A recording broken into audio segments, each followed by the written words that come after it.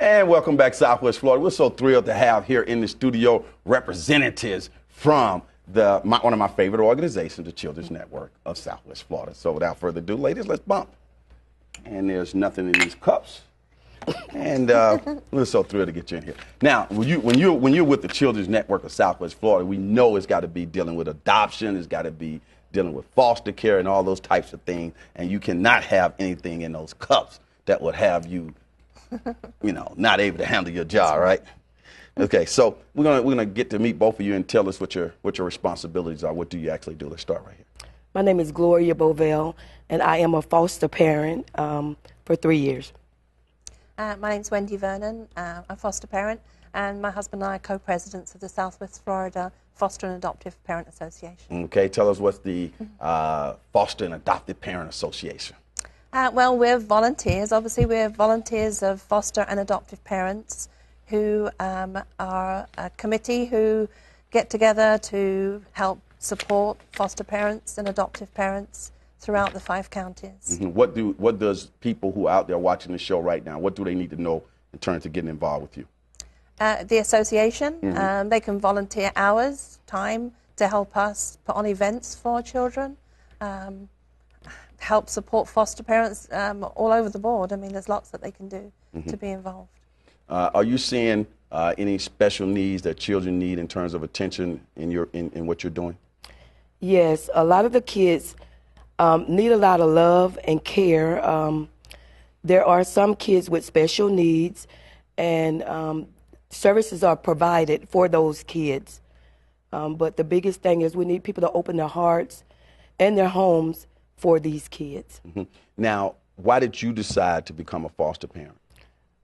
I decided it was a calling on my life. Mm-hmm. I started maybe 5-6 years ago. Me and my husband went to join, and we went to one class and decided it wasn't for us. But there was something that happened, and we don't have kids of our own. Well, I don't have kids of my own, but I just feel like it's a calling for me to do so. Mm-hmm. I have to. Everybody have a purpose in life, and my purpose is to take care of children. Tell us about the process. How does one become a foster parent? The website is listed, and you can go there. There's like a 7-step process you have to go through to become a foster parent. Okay. Can anybody become a foster parent? Yes, we obviously are looking for good quality foster parents. Gone are the days of just babysitting children. We expect foster parents to be involved. You can be a couple, you can be a single parent. Doesn't matter what culture you're from. Everybody can be included in that. There is a process. It is a 10-week course, 30 hours of training, and detailed background checks and everything to become a foster parent, because we want the very best for the children that we're caring for. What do you like most about being a foster parent? Being able to love those children, to actually see them change, especially if a child has been very neglected or abused, to be able to help them become who they should be, working with the families too, the birth parents, and helping them succeed to get their children back home again. Great. We talk about reunification. That's what the aim is of fostering, to get those children back home. And if not, then to get them to permanency. Now, one of the things that's astonishing to me, and that I think we need to get more people involved in, is we need more minorities, particularly African American, Hispanics, and so on, to become foster parents. We have a lot of minority kids in the foster care system, and we need people to get involved. Why don't you speak to that and encourage people of all racial groups to get involved in becoming foster parent and adopting? Okay, in Southwest Florida, there is a big need for foster families. I say that because we have a lot of kids from Charlotte County or Collier County. They have to be put in 2 and 3 hours away from their home. So we would really, really love it if the children could stay within their counties, so that, I mean, they're already traumatized, for one, and then to be moved into 2 or 3 hours away from their surrounding area, places they're familiar with, is a whole different story.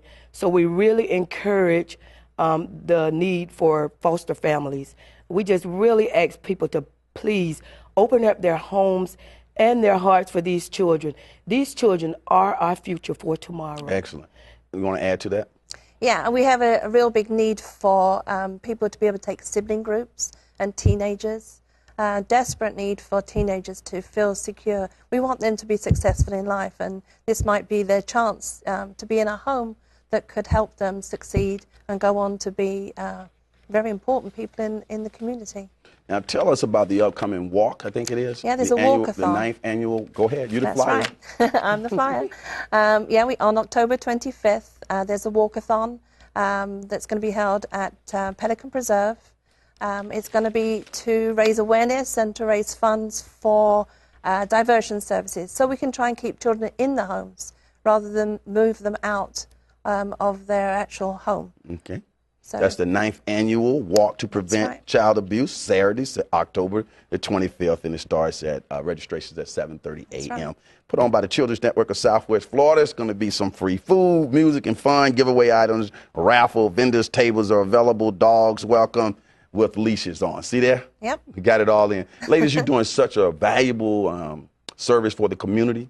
And I'm just thrilled to have you on Lead Pitch Live, and I want to encourage you to keep up the good work, okay? Thank you very much. Thank you for having us. Okay, stay right there.